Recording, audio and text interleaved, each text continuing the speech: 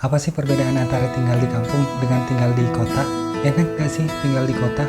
Kenapa memilih tinggal di kota nggak berkarir di kampung saja? Pulang dari kota pasti sombong tuh. Dari kota pulang ke kampung ya pasti.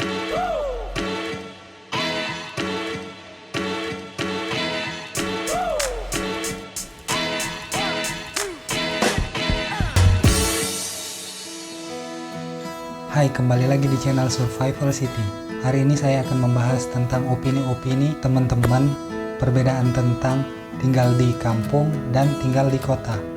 Disclaimer sedikit tentang yang saya maksud tinggal di kampung ini, tinggal di kampung halaman ya. Entah itu kampung halamannya memang sudah kota atau memang masih pedesaan.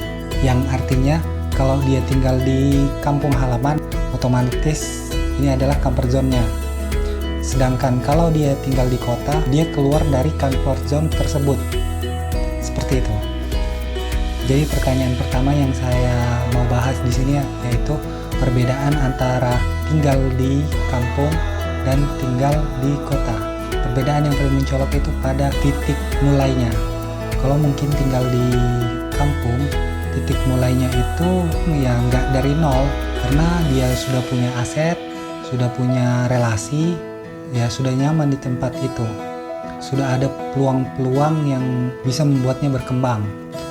Sedangkan kalau dia tinggal di kota, kita memulainya dari nol, dalam artian kita masih harus membangun relasi, membentuk aset, serta menyesuaikan diri dengan lingkungan. Ya mungkin ada beberapa yang sudah punya keluarga di kota, lalu dia datang, mungkin nggak dari benar-benar nol ya, tapi garis besarnya sebenarnya memang berusahanya dari awal seperti itu. Nah, yang membedakan lagi antara tinggal di kampung dengan tinggal di kota itu adalah kebiasaan.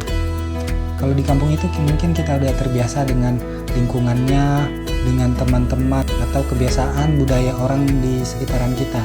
Sementara kalau kita di kota, kita akan ketemu berbagai macam kebiasaan, berbagai macam model manusia, berbagai macam mungkin pola pikir, cara bicara, semuanya ada di kota. Tentu saja dengan ini kita harus memiliki ilmu ekstra untuk menyesuaikan diri. Nah, proses menyesuaikan diri ini membentuk karakter baru yang mungkin akan membedakan kita waktu tinggal di kampung dan kita tinggal di kota.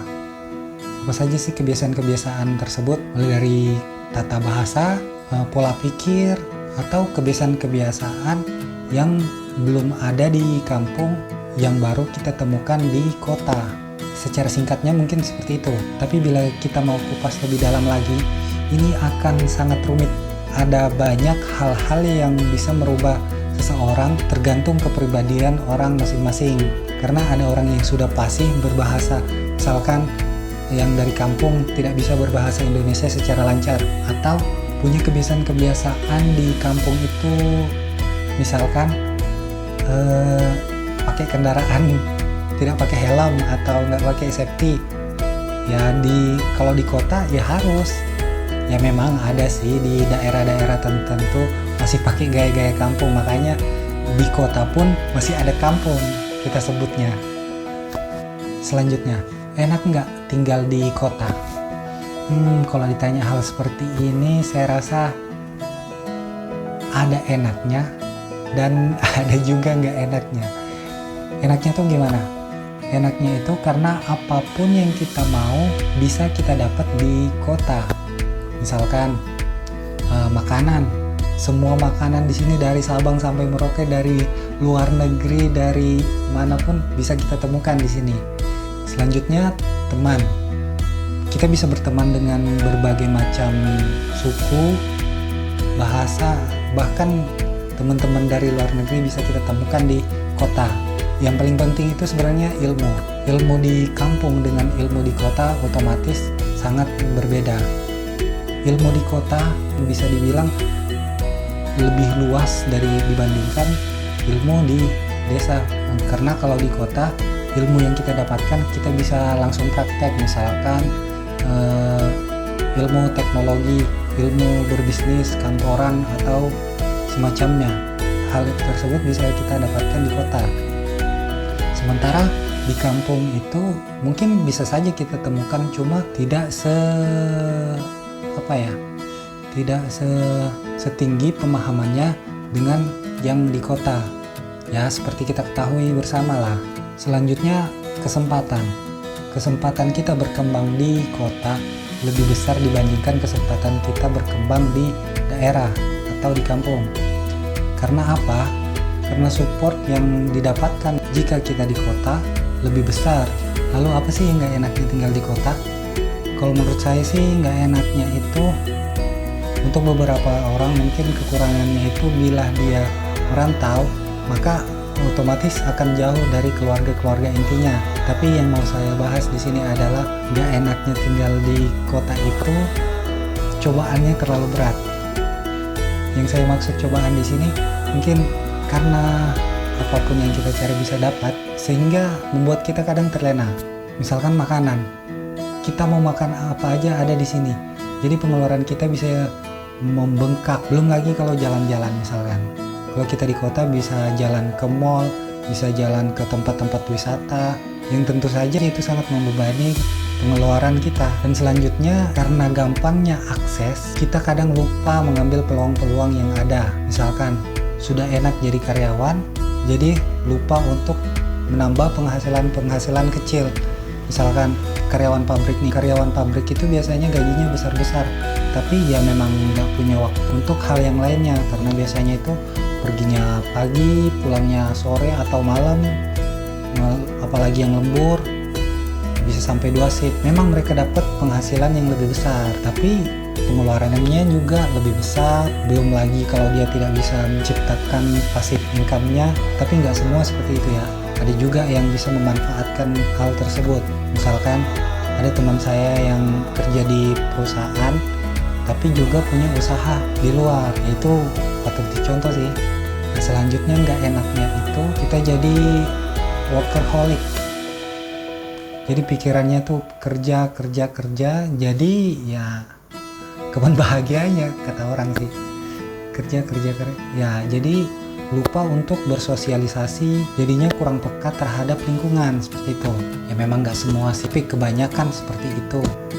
Dan selanjutnya, dari kota pulang ke kampung itu pasti sombong. Aduh, sebenarnya nggak seperti itu sih. Mungkin ya ada beberapa yang sombong.